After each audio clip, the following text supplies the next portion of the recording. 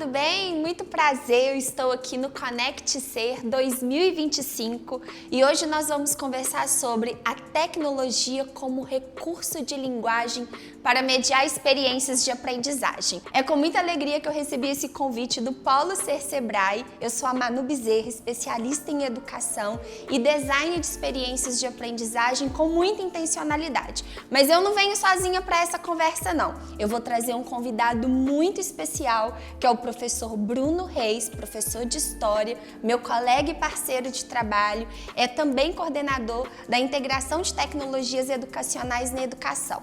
E nós vamos bater um papo super importante sobre a perspectiva da intencionalidade pedagógica do uso das tecnologias na nossa prática educativa. E é claro, antes da gente começar a conversar sobre as possibilidades práticas da sala de aula, é fundamental nós educadores nos ancorarmos nas abordagens teóricas que fundamentam o uso dessa perspectiva da tecnologia dentro das nossas salas de aula.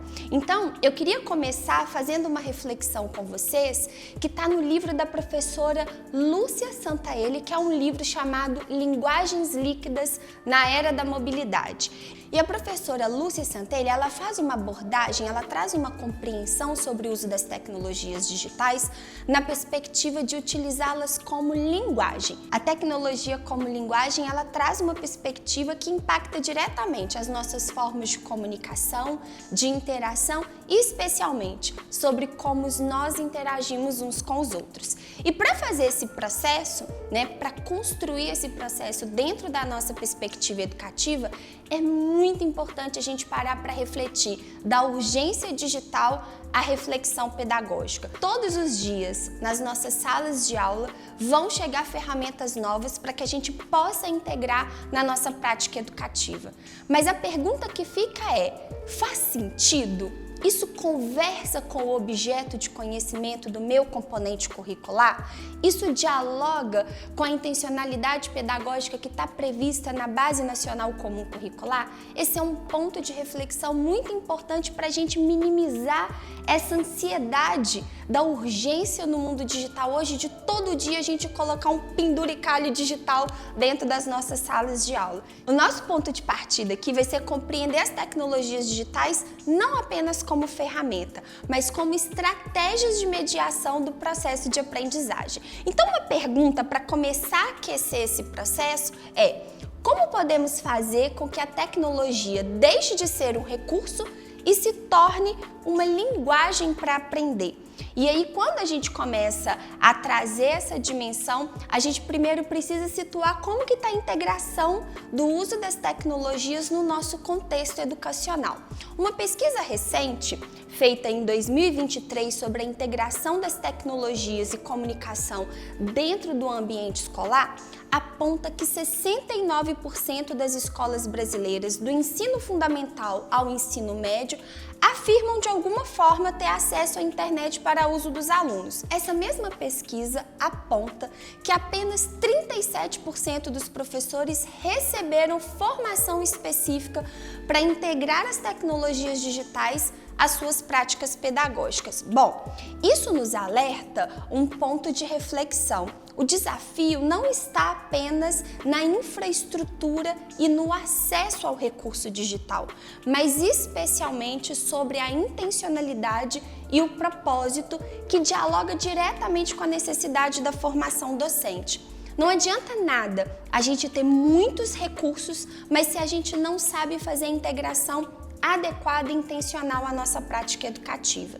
E para isso, é fundamental que a gente organize a nossa lupa, que a gente coloque as lentes pedagógicas para olhar para essas ferramentas, para as oportunidades que existem de forma intencional. Para nos ajudar como professores a trazer a perspectiva do uso pedagógico da tecnologia digital na nossa sala de aula, eu vou apresentar para vocês duas matrizes que podem nos auxiliar nesse processo. Primeiro é a matriz SAMR. Esse nome, ele é um anacrônico para poder mostrar pra gente como que a tecnologia pode ser integrada de forma progressiva.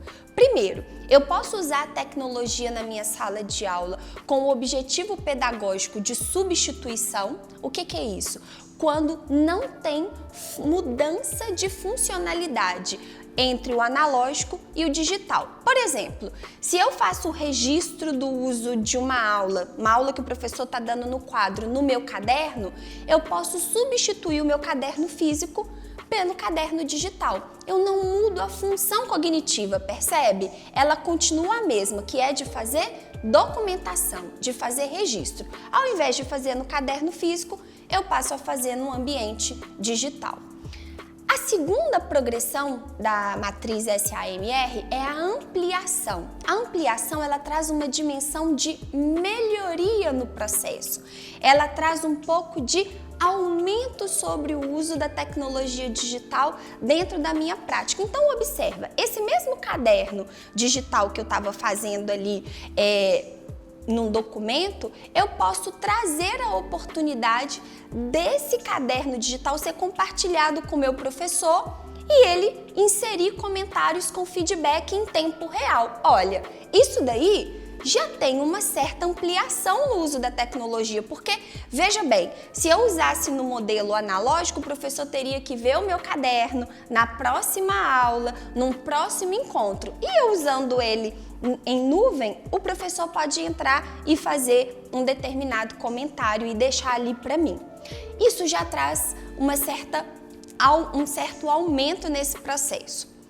Terceiro estágio, vamos pegar essa mesma lógica do caderno. Imagina que eu quero criar colaborativamente o meu caderno, não só o caderno ser individual mais, ele não é só mais meu, ele é meu, mas ele também pode ser um instrumento, uma ferramenta coletiva da minha turma. Então nós vamos todos entrar num documento único da turma para poder fazer o registro da memória de aula num ambiente compartilhado, seja no Google Drive, seja no OneDrive, uma ferramenta que esteja na nuvem e que várias pessoas podem trabalhar ao mesmo tempo. Nessa perspectiva, a tecnologia ela não só gera o processo cognitivo de documentar, mas ela também traz a habilidade de colaborar. Então, os alunos estão documentando, fazendo o registro, mas eles também trazem a dimensão da colaboração.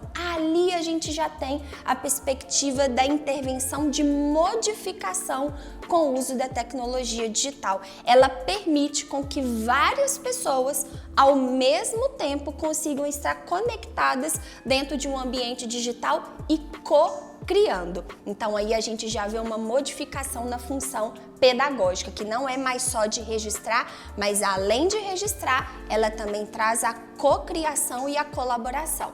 E o último estágio dessa matriz, é a redefinição, ou seja, é aquilo que você só cria e só é possível de ser criado mediado pela intervenção da tecnologia digital. O que seria de nós no contexto da pandemia se nós não tivéssemos as aulas remotas, se nós não tivéssemos a integração das diversas ferramentas digitais que os professores usaram para fazer quiz, que os professores utilizaram para poder fazer videoconferência? Então, imagina, será que se não fosse com essa perspectiva da tecnologia digital, nós teríamos conseguido gerar essa experiência de aprendizagem remota sem as videoconferências, sem as aulas online acontecendo com cada aluno em cada espaço?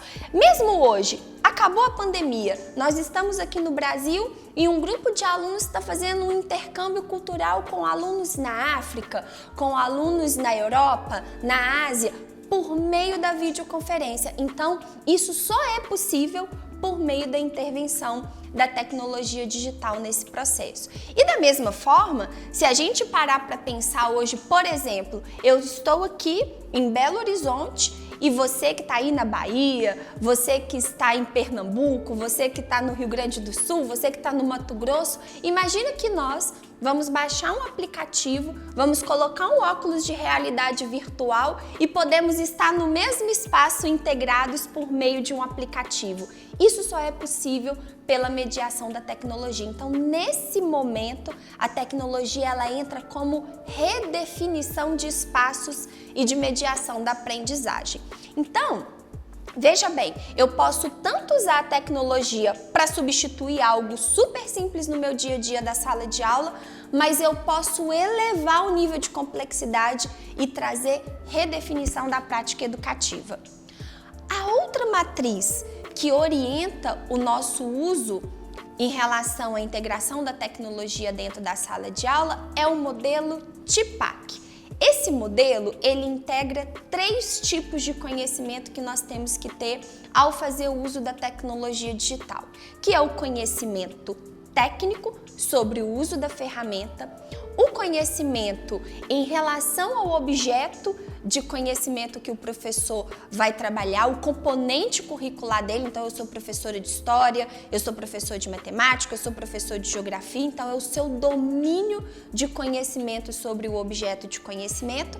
E, por fim, o conhecimento pedagógico, ou seja, as estratégias que você vai utilizar para fazer o uso dessa tecnologia de forma adequada e assertiva para a necessidade de aprendizagem do estudante. Então, não é só sobre a gente dominar o nosso conteúdo, o nosso componente curricular, mas é dominar o nosso componente curricular conversando com a possibilidade de usar tecnologias digitais para uma intencionalidade pedagógica. E aí a gente tem esse modelo integrado que a gente chama de modelo TIPAC. Bom, é claro que em tempos de IA, esse modelo TIPAC ele foi revisitado e ele foi integrado à sua lógica também, trazer a perspectiva da dimensão ética e da cidadania digital, para que a gente possa olhar para a experiência do uso da tecnologia não só nessa perspectiva da ferramenta, mas nessa dimensão da formação da cidadania digital, do letramento digital e da responsabilidade que nós educadores temos em alfabetizar os nossos estudantes para esse espaço. Então isso nos ajuda a trazer também a reflexão ética, a importância do cuidado com a autoria, a não substituir o uso do pensamento criativo pelo pensamento da inteligência artificial. Então tudo isso faz com que mais um elemento, mais um tempero seja colocado dentro da nossa prática, que é essa perspectiva da criticidade em relação ao uso das tecnologias digitais, especialmente quando a gente começa a fazer uma integração da nossa prática com a inteligência artificial. E aí, pessoal, é claro que para a gente poder conversar sobre tudo isso, atravessados pela intencionalidade pedagógica, nós temos que ter como plano de fundo a negociação entre o que está previsto no currículo, o que é determinado e estabelecido como uma abordagem curricular, mas especialmente como que a gente conversa com as tecnologias digitais também na perspectiva das aprendizagens buscadas pelos nossos estudantes. Afinal de contas, um dos principais desafios que nós educadores enfrentamos hoje é a atenção e o engajamento do nosso estudante. Coisa que as arquiteturas das tecnologias digitais conseguem de forma muito fácil e muito encantadora, quase que um canto da sereia. E às vezes a gente está na nossa sala de aula concorrendo com as abinhas que os nossos alunos vão abrindo, os vários pop-ups que vão acontecendo ali e que muitas vezes tira a atenção deles do objeto de conhecimento que está sendo tratado na sala de aula. Então, como que a gente conversa e cria um diálogo que faça sentido para o nosso estudante entre o que está no currículo, que a gente tem que cumprir, que a gente tem que trabalhar, que está previsto no nosso conteúdo programático, mas ao mesmo tempo, como que a gente dialoga com as necessidades dos desejos de aprendizagem do mundo contemporâneo dos nossos estudantes. Essa é uma conversa para a gente dar continuidade daqui a pouquinho. Tchau, tchau!